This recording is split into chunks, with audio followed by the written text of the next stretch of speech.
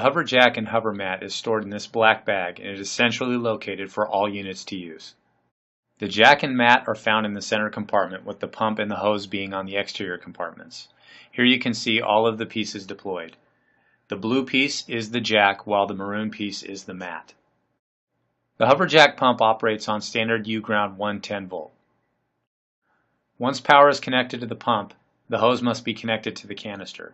You will see 4 grooves, which will slide into the canister, and the hose will lock to the canister with a twist in a clockwise manner. Tightly secure all 4 red caps onto the white valves. Here you will notice the inflation valves are labeled 1 through 4. That is the order that they should be inflated. Once you've determined that the red caps are on and the valves are open, attach the hose and begin to inflate, starting with valve number 1. As each section becomes full, you will hear a change in sound pitch of the pump. This is an indication that that section is full, and you will remove the hose and go to the next one. There is no need to cap the previous valve unless you will be deploying the device for a long period of time. You will continue to fill sections until the HoverJack is at the desired height. For demonstration purposes here, we've filled all 4 chambers to show the maximum lift height. Here you see the Hovermatt resting on the inflated HoverJack. To inflate the Hovermatt, insert the hose and you'll see that there are snaps connecting to the hose and the Hovermatt. Once it is secured, fold over the Velcro and fill the Hovermatt. Once the pump is turned on, you will see the Hovermatt inflates quickly and gives extra lift and support. To deflate the Hovermatt, we will reverse the process by turning off the pump, removing the hose, and allowing the device to deflate on its own.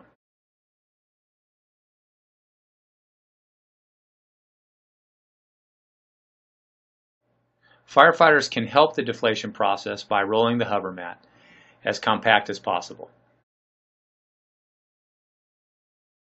To deflate the HoverJack, we'll remove these red caps. Listen to how much air pressure is in each one.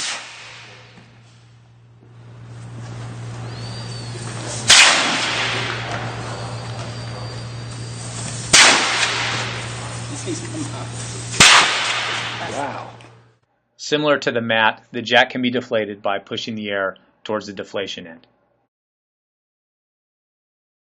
Once all the air is out of the HoverJack, it can be folded back and placed into its storage container. When stowing the HoverJack, ensure that the red caps are on the white valves so that it is ready to use on the next deployment.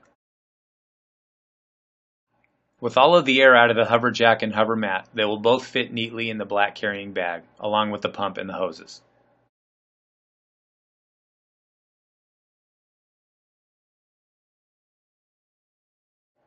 In this simulated patient encounter, we will see how the HoverJack and the Hovermatt can be used together to bring a supine patient from the floor to the stretcher.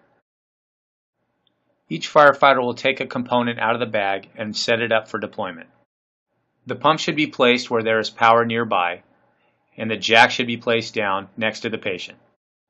The patient's head should be several inches below the top of the jack, and make sure the chamber with valve 1 is against the floor at the foot end. The Hovermatt will be deployed on top and positioned accordingly. Once both devices are ready, it will be positioned next to the patient. Firefighters will then log roll the patient, and the mat and the jack will be slid underneath.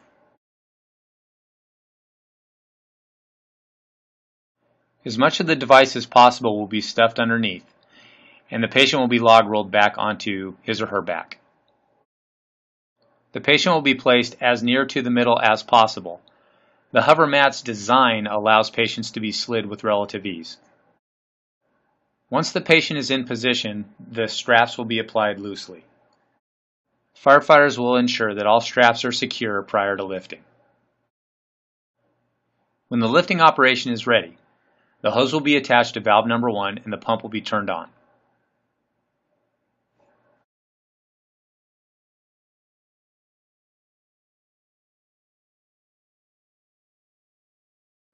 The firefighters will continue to fill the HoverJack until the desired height is reached.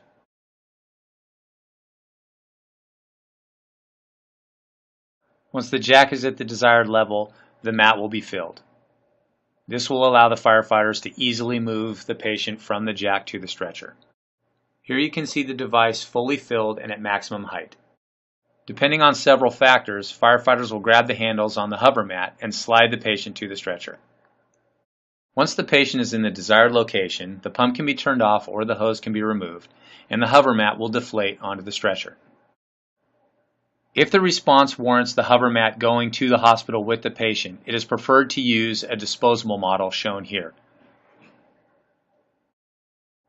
The HoverJack is designed to be easily moved by one firefighter using the strap and pulling the patient. If additional firefighters are needed, you can see the grab handles on either side of the HoverJack. In the event of a lift assist only, the HoverJack can be deployed behind the patient.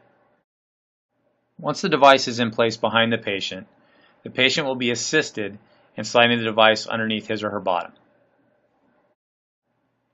Once the device is underneath the patient's bottom, he or she will be able to slide back firmly onto the device. Once the patient is positioned in the middle of the HoverJack, the lifting operation can begin.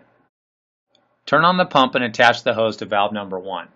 Ideally, 2 firefighters will be on either side of the patient in case their weights shift and to maintain balance. The operation will continue, filling additional sections until the desired height is reached.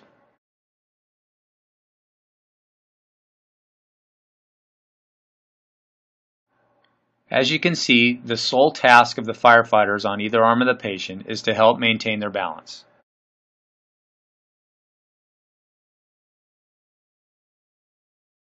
As soon as the jack is high enough the patient can stand on his or her own, it will be an easy assist to the standing position.